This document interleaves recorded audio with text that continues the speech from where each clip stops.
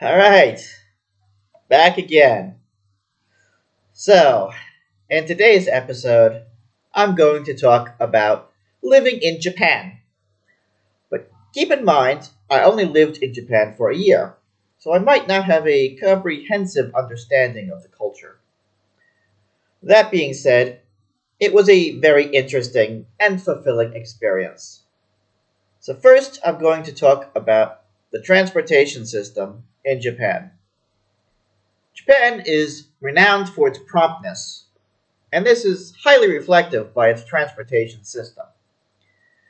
Trains and subways are on time to the minute, and if it runs even a few minutes late, they will give out apology notices. These can be used by employees to explain why they are late to work. Never be late to work in Japan. Another Japanese value is cleanliness, and this is also reflected by their transportation system. Trains and stations are immaculate. Subways are fairly cheap, but trains can be decently priced for most trains to a little expensive for the nicer trains, especially the Shinkansen, the high speed train that gets from one side of Japan to the other in a matter of hours. Well, Japan really isn't that big, and getting from one side to the other is akin to going from New York to Florida. One small gripe I have with the public transportation system is the way in which tickets are bought. Rather than telling the system where you want to go and having it calculate the price, maps are displayed in every station, along with the prices of going from where you are to any other place on the map. As such, in order to buy a ticket, you need to input the price you will pay for the ticket based on the maps. It's a little inefficient, but the IC cards like Suica and Passmo will automatically deduct the correct amount, which is why it is important to know your balance. And the IC cards are so easy and manageable right in the stations. You can buy a card from an automated machine and recharge it right there. I will get more into paying for things in a moment. First, let me tell you about private transportation, particularly taxis. Taxis are not cheap in Japan. In fact, depending on where is going, they can be incredibly expensive. So, for longer trips, this is not the best option. Better to stick with trains, subways, and buses. Bicycle is still a preferred method of local travel, and one can see scores of them anywhere one goes. Which brings me to my next point. Addresses in Japan. They can be fairly complicated. In fact, some roads aren't even named in Japan. So instead of addressing things by street name and street number, prevalent in other countries, Japan employs a block system. Many Japanese cities and towns are divided into districts, which are then further subdivided into numbered neighborhoods referred to as chone. These neighborhoods are further subdivided into blocks, and then finally, the house number. So what you are left with is a district name followed by a three-number code. And while that sounds practical in theory, in practice it makes finding places fairly difficult, especially when house numbers aren't displayed. When it comes to paying for things, Japan is still very much a cash carry country. And they have coins of various denominations, I think 7 types in total. So it's important to have a good coin purse when traveling there. There are usually trays near registers, and the customer is expected to put the money in the tray, as it is rare for people to hand things from one to the other. It has to do with respect. And speaking of respect, Japan is an incredibly quiet country. With the exception of karaoke and bars, talking is at a minimum in Japan. In fact, on public transportation, loud talking is frowned upon. And walls in homes are usually paper thin, so loud music, television, or talking is a problem. Japan, being a small, thin island nation, is very cramped, and homes in Japan are very small. And while I lived in smaller places, like the school in Jinan, China. My home is quite small. It was basically a studio apartment with a small loft. My kitchen was part of the hallway from the front door to my room.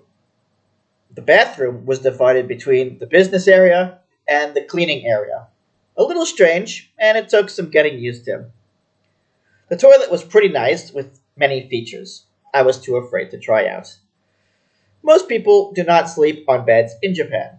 Rather, they use a futon, a kind of fold-out mattress they put on the floor.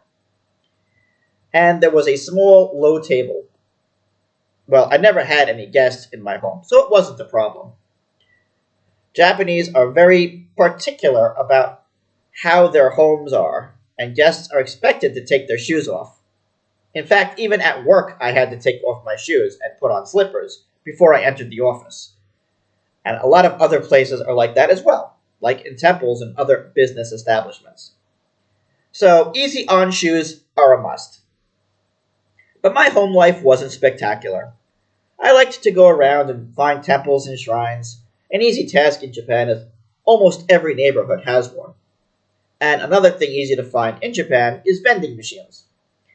They are everywhere, and they sell basically anything you need, which is good because it can get very hot around Tokyo in summer, and the corner vending machine makes it more bearable. Certainly, Japan is a land of convenience. This is evident from their convenience stores, which are the absolute best. You can do just about anything you need at a convenience store. Buy things, of course, pay your bills, buy event tickets, print and scan. Really a one-stop shop. One thing I didn't like so much about Japan, the recycling system. Yes, I understand that Japan is a small country and there really isn't a lot of space for waste. And of course, I'm all for recycling and protecting the environment. But their system is a bit extreme. And recycling is mandatory. If you put recyclables in with the regular waste, they will put it back on your doorstep. Everything is divided into plastic, cans, glass, paper, food items, and combustibles. And everything is collected on different days of the week. First, you need to separate all of your garbage yourself, including removing wrappers and caps from things as they are sorted differently. Of course, everything tells you how it can be recycled, but it is up to each individual to follow that code. And then bring the specific type of waste to the collection point on the correct day. I usually dropped it off the night before. It is insanely efficient, but also a bit of a pain in the ass. It took me months to figure out the system on my own. Also, you really won't find garbage receptacles anywhere outside. There might be some in or around convenience stores, so if you go out and buy something, you basically need to hold on to your trash until you get home. Which is fine because most people don't eat or drink outside anyway. It is somewhat disrespectful to do that. And people need to remember that Japan is a country of respect. A few minor points. People don't really sign for things like packages or receipts. Instead, most people use a kind of personalized stamp that acts as their signature.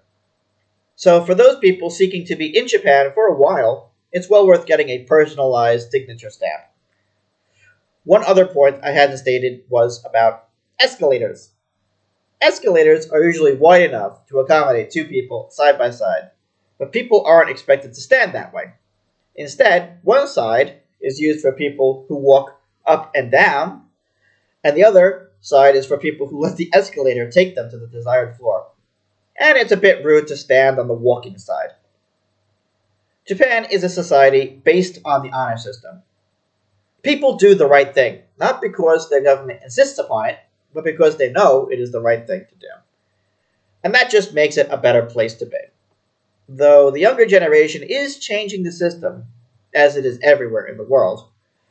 Entitlement seems rampant even in a place like Japan, and respect for elders is slowly dying away.